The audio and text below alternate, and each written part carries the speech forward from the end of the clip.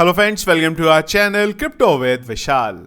आज के वीडियो में करेंगे गाइस बिटकॉइन का एनालिसिस। इसके अलावा डे 20 पे आज हमारा डेली $50 बिटकॉइन बाय करने का, उसको बाय करेंगे।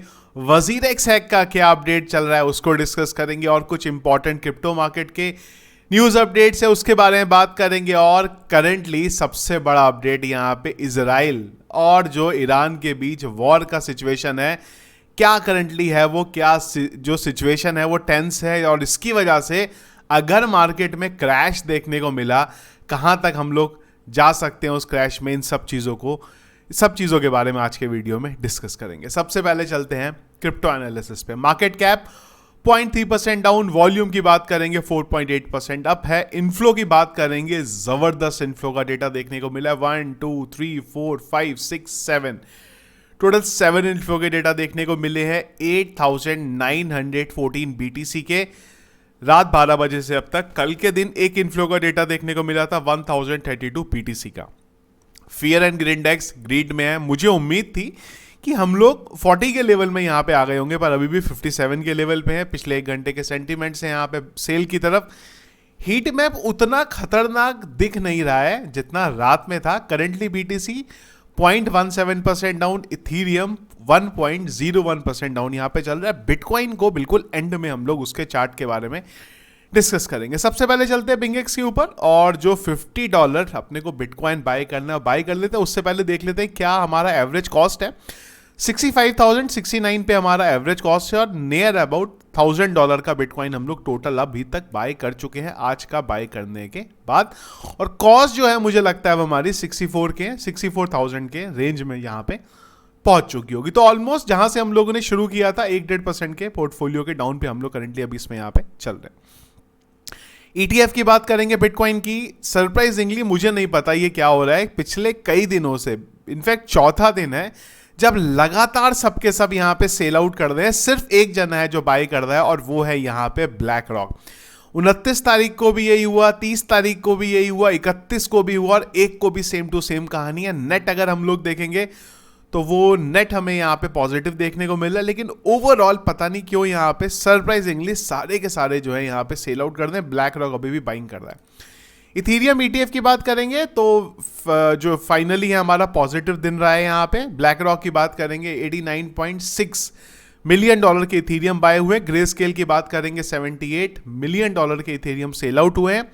नेट अगर आप देखेंगे तो ग्रे स्केल की तरफ से 2 बिलियन से ज्यादा का यहाँ पे इथीरियम अब तक सेल आउट हो चुका है, जो मैंने पहले भी बोला है हमारे लिए बहुत अच्छा है ग्रे स्केल की तरफ से जितना ज्यादा यहाँ पे निकलता है। तो क्रिप्टो कॉइन के CEO ने उनसे एक ट्वीट का उन्होंने एक आंसर दिया था। इंपॉर्टेंट चीज है उसमें, एक बड़ी इंटरेस्टिंग चीज उन्होंने बोली है कि उन्होंने बोला है कि in my experience bull run are short but powerful and sudden, patience is the key. इन्होंने पहले भी इस चीज के बारे में बोला है कि जो बुल रन के बारे में, जो एक्चुअल बुल रन होता है, कई लोग बोल रहे हैं कि हम लोग करंटली बुल रन में है, पर मेरा मानना है कि बुल रन के हम लोग बहुत इनिशियल फेज में है यहाँ पे। इन्होंने बोला है कि बुल रन ना बहुत छोटा होने वाला है इस बार। इन्होंने लास्ट टाइम भी, जहां तक मुझे याद आ रहा है, अप्रैल मई तक इन्होंने बोला था कि बुल रन जो है वो खत्म हो जाएगा 2025 के, लेकिन पावरफुल होने वाला है और सडन यहाँ पे होने वाला है। जहां पे पैराबॉलिक जो बिटकॉइन के प्राइस के पंप की हम लोग बात कर रहे हैं वो हमें यहाँ पे देखने को मिलेगा, अकॉर्डिंग टू अगर हम क्रिप्टो कॉइन के CEO की बात करते हैं यहाँ पे। कल के दिन भी हमें मार्केट में एक डाउनफॉल यहाँ पे देखने को मिला। डाउनफॉल काफी ज्यादा था, हम लोग 61,000 के नियर अबाउट यहाँ पे आए हैं।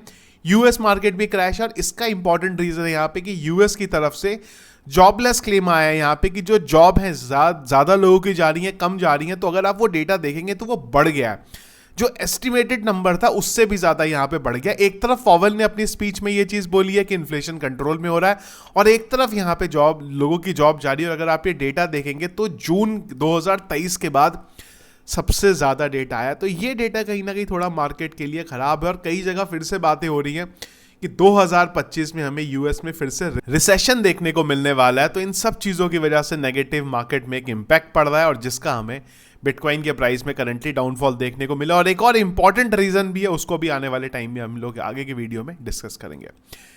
इसके अलावा माइक्रो स्ट्रेटेजी, मार्केट चाहे नीचे जाए, मार्केट चाहे ऊपर जाए, जिसको कोई फर्क नहीं पड़ता, वो है यहाँ पे माइक्रो स्ट्रेटेजी। माइकल सेलर ने बोला है कि $2 बिलियन हम लोगों ने रेस किया है फिर से और बिटकॉइन को बाय करने के लिए, और उसी के बाद एक अपडेट भी आई। खैर ये $2 बिलियन का इन्होंने $2 बिलियन का बाई नहीं करा है यहाँ पे। 169 बिटकॉइन $11.4 मिलियन की इन्होंने यहाँ पे फिर से बाइंग करे हैं। टोटल अगर आप देखेंगे तो 2,26,500 बिटकॉइन माइक्रो स्ट्रेटेजी के पास टोटल यहाँ पे अभी तक हो गए हुए हैं।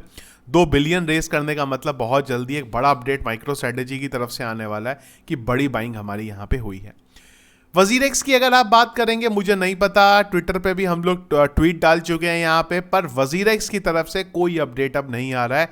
क्या रिसेंटली यहाँ पे चल रहा है? वजीरेक्स के ट्विटर हैंडल पे जाएंगे, शांत है। निश्चल ने जरूर कल एक ट्वीट किया है यहाँ पे, पर इस ट्वीट में कुछ काम का नहीं है। इन्होंने ये चीज बोली है कि हम लोग जो पोटेंशियल पार्टनर्स हैं हमारे, उनको रीच आउट कर दें जहां से कुछ हमें सॉल्यूशन मिल सके। इसके अलावा जो फीडबैक फॉर्म की बात हुई थी वो भी हम लोगों ने जो इंडस्ट्री के लोग हैं उनको यहाँ पे शेयर कर दिया है। जैसे ही हमें उनकी तरफ से डेटा आ जाएगा हम लोग आपको बता देंगे। इसके अलावा हम लोग पहले ही काम कर दें यहाँ पे अलग अलग डायरेक्शन में इसको इशू रिजॉल्व करने के लिए, पर ये सॉल्यूशन नहीं है यहाँ पे। ये तो बता दिया, चलो ये तो सबको पता है हो रहा है, पर सॉल्यूशन क्या? और सरप्राइजिंगली इतने दिन होने के बाद, आई गेस 13-14 दिन हो गए, पर अभी भी ये चीज नहीं पता है कि हैक अमाउंट है कितना।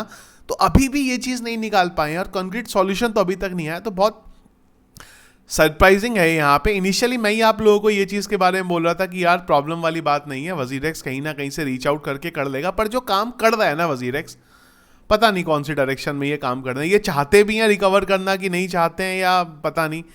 चलो गलती हुई, जिससे भी गलती हुई, चलो ठीक है भाई, आप लिमिनल के ऊपर डाल रहे हो, सब ठीक है, चलो एक्सेप्टेड वो भी। पर फिर भी एटलीस्ट ये थोड़ा होना तो चाहिए ना कि इतने दिन बाद एक सॉल्यूशन के साथ तो आप यहाँ पे, पर अभी भी कोई सॉल्यूशन यहाँ पे नहीं है।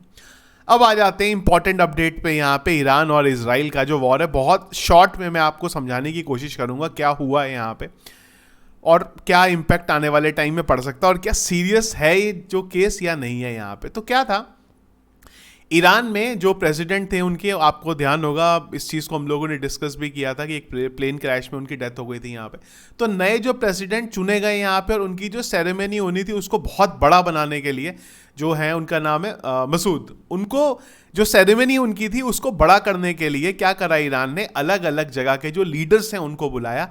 इंडिया में जो हमारे प्राइम मिनिस्टर जी हैं उनको भी बोला गया था, पर वो नहीं गए वहाँ पे। तो इंडिया की तरफ से नितिन गडकरी जी वहाँ पे गए थे उसको अटेंड करने के लिए यहाँ पे। अब इसमें क्या हुआ, ईरान के दिमाग में ये था कि इसको बड़ा करेंगे और ईरान ने कुछ भी ऐसा सोचा नहीं था और ईरान हमास के थोड़ा पास रहा है। अब इन सब में जो हमास के चीफ हैं इस्माइल, वो भी वहां पे गए हुए थे। जो कहानी शुरू हुई है वो पूरी की पूरी वहां से हुई है। तो जो इस्माइल भी वहां पे गए हुए थे, इजराइल ने क्या करा है, उन पे अटैक किया और उनको वहां पे मार दिया। और खाली जो इस्माइल है उनको नहीं, उनके जो बॉडीगार्ड थे सारे के सारे यहाँ पे एक साथ खत्म हो गए। अब ये एक्चुअल में कैसे हुआ है इसके ऊपर डिबेट चल रही है, पर इजराइल ने ये यहाँ पे काम किया है। अब ये बहुत बड़ी चीज हो गई है यहाँ पे कि आप समझिए ईरान के लिए कितना नेगेटिव है ये कि हमारे वहां पे इजराइल आया और इजराइल ने जो इतने बड़े लीडर हैं, इतने बड़े चीफ थे यहाँ पे हमास के, उनको यहाँ पे मार दिया। तो ईरान के लिए कहीं ना कहीं ये खराब है। और इजराइल ने भी जो करा है, अब भाई इजराइल अपनी तरफ से बोल रहा है कि हाँ हमने तो जो करा है वो सही करा है, लेकिन इससे जो है वॉर की सिचुएशन यहाँ पे बन गई हुई है। और अब बहुत सारी कंट्रीज हैं एज पर अपडेट जो ईरान का इस समय सपोर्ट कर रही हैं कि हाँ हम आपके यहाँ पे सपोर्ट में हैं। कंट्रीज कोई बहुत बड़ी नहीं है, पर हाँ कंट्रीज एटलीस्ट ईरान को सपोर्ट कर दी है कि हाँ हम आपके सपोर्ट में हैं यहाँ पे। तो वो जो है इस समय टेंस सिचुएशन बनी हुई है। हम लोगों ने ना बहुत सारे वॉर देखे हैं पिछले 2 साल के अंदर, और हर बार जब भी कोई वॉर आती है वहां पे बिटकॉइन के प्राइस में थोड़ा बहुत डंप होता है। मीडिया उसको थर्ड वर्ल्ड वॉर डिक्लेयर कर देती है यहाँ पे, पर अल्टीमेटली कुछ होता नहीं है यहाँ पे। तो आप इसको भी उसी से कनेक्ट कर सकते हैं। लेकिन इस बार एक जो है थोड़ी नेगेटिव चीज हुई है कि अटैक ना एक चीफ पे किया गया है यहाँ पे, तो वो थोड़ा सा नेगेटिव है यहाँ पे। तो हो सकता है कि आने वाले कुछ दिन आपको टेंस यहाँ पे सिचुएशन दिख सकते हैं। ऑयल पे इसका क्या इंपैक्ट पड़ने वाला है वो देखने को मिलेगा यहाँ पे। तो ये सब सिचुएशन की वजह से ग्लोबल मार्केट में भी इन सब चीज़ों का इंपैक्ट पड़ा। और क्रिप्टो करेंसी मार्केट, हम लोग जानते हैं कि मार्केट कैप बहुत कम है क्रिप्टो करेंसी की, तो उस वजह से जब भी कोई चीज़ होती है तो उसका इंपैक्ट ज़्यादा पड़ता है। और मार्केट वॉलेटाइल है मार्केट कैप की वजह से, तो एकदम से चीज़ें हमें बदलती हुई देखने को मिलती है। जबकि आप गोल्ड की या स्टॉक मार्केट की बात करें तो उनकी मार्केट कैप ह्यूज ट्रिलियन में है, पर बिटकॉइन या फिर क्रिप्टो करेंसी मार्केट कैप कम। बिटकॉइन की बात करें 1.3-1.4 ट्रिलियन की मार्केट कैप है, तो उसमें ना थोड़ा बहुत भी अगर इधर उधर हो जाता है ना तो उसका इंपैक्ट मार्केट में हमें देखने को मिलता है। इस वजह से इन सब चीज़ों का इंपैक्ट हमें क्रिप्टो करेंसी में बहुत ज़्यादा पड़ता हुआ देखने को मिलता है। लेकिन इस बार की सिचुएशन एक्चुअल में थोड़ी टेंस है, पर क्या इंपैक्ट होगा वो आने वाले कुछ वीक के अंदर हमें देखने को मिल जाएगा। तो थोड़ा सा अगर आप फ्यूचर ट्रेड ले रहे हैं ना तो थोड़ा इन सब चीज़ों में सतर्क रहिए, क्योंकि मैं या फिर कोई भी जना आपको जो अपडेट्स के बारे में बताता है ना, वो मीडिया क्या बोल रही है वहाँ से हमें पता चलता है। और मीडिया हम लोग जानते हैं किस तरह से चीज़ों को पोर्ट्रेट यहाँ पे करती है। करंटली अगर हम लोग बिटकॉइन की बात करते हैं तो 64,029 पे बिटकॉइन चल रहा है, और कल रात को अगर आप देखेंगे तो 62,200 के नियर अबाउट हम लोग यहाँ पे टच करके गए। चलिए वर्स्ट केस सिनेरियो अगर हम देखें कि यहाँ पे ये वॉर वाला सिचुएशन हो जाता है और थोड़ा ये खराब हो जाता है, तो करंटली अगर हम लोग देखें तो सपोर्ट जो है हमारे पास इंपॉर्टेंट 59,000 को तो मैं सपोर्ट कंसीडर नहीं कर रहा हूँ, पर हाँ 57,000 पे हम लोग लास्ट टाइम आए थे, तो यहाँ से इस लेवल के अंदर हम शायद एक बार जा सकते हैं। अगर कुछ ज़्यादा सिचुएशन टेंस होता है तो यहाँ से हम लोग 52,000 का लेवल है जो हम लोग जाते हुए यहाँ पे देख सकते हैं। मैं पर्सनली अब ये बना रहा हूँ यहाँ पे, क्योंकि मेरा मानना ये कि ये लास्ट है। अभी तक इस इंटेंसिटी के साथ मैं बाइंग नहीं कर रहा था जितनी अब अगर मैं करने वाला हूँ, अगर यहाँ से मार्केट हमें क्रैश होता हुआ देखने को मिलता है तो।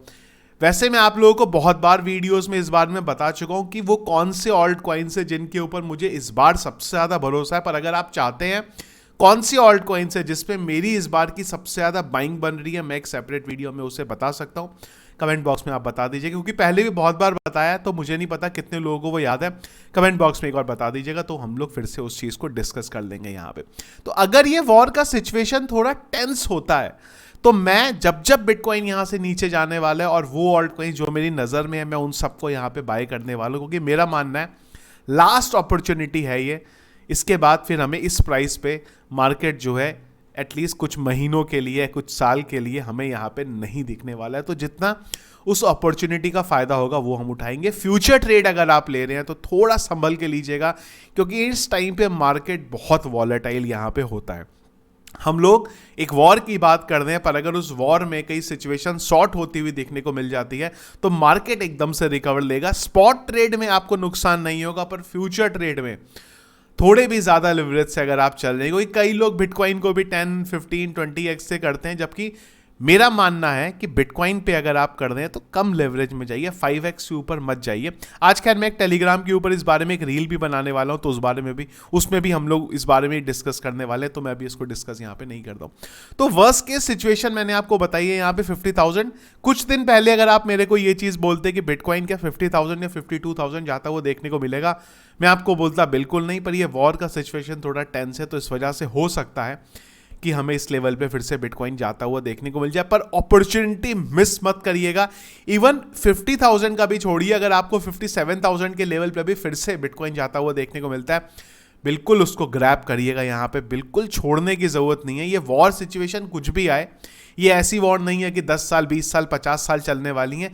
वॉर जो है वो अल्टीमेटली जल्दी खत्म होंगी, और जब भी खत्म होगी आपको सारी चीज़ों में रिवर्सल यहाँ पे देखने को मिल जाएगा। तो ये था गाइस हमारा आज का वीडियो, सारे अपडेट्स के बारे में, क्या करंटली मार्केट में चीज़ें चल रही हैं। वीडियो थोड़ा लंबा हो गया, पर अगर मुझे आपको सारी चीज़ों को समझाना है तो वीडियो उसके लिए लंबा करके बताना पड़ेगा। क्विकली आपको चीज़ों को समझाया यहाँ पे नहीं जा सकता।